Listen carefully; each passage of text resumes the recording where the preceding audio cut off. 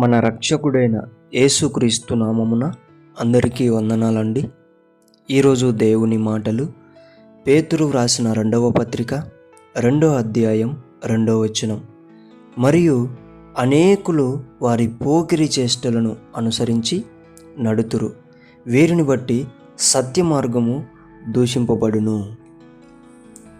ఈ రోజుల్లో సత్య మార్గం దూషింపబడుతుందంటే కారణం గొప్పగా దేవుని మాట మీద నమ్మకంతో సేవను ముందరికి తీసుకెళ్తున్నటువంటి సేవకుల వల్ల దూషింపబడటం లేదు.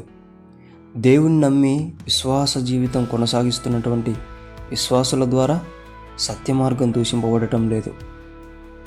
దెబ్బలైనా, అవమానమైన, నిందలైనా అనుభవిస్తూ సువార్త చేస్తున్నటువంటి సువార్తకుల ద్వారా కూడా ఆ సత్య మార్గము దూషింపబడటం లేదు.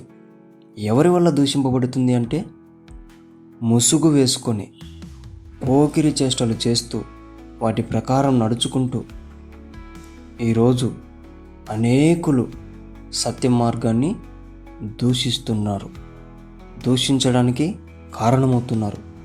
అయితే ప్రియమైన దేవుని బిడ్డలారా, గొప్ప సేవకులుగా, గొప్ప విశ్వాసులుగా, గొప్ప సువార్థికులుగా జ్ఞానము కలిగి, వివేకము కలిగి అటువంటి వారి నోరులు మోయించే విధముగా నీవు గనక నిలబడగలిగితే సత్య మార్గము గొప్పగా ప్రకటింపబడుతుంది. ఆమేన్.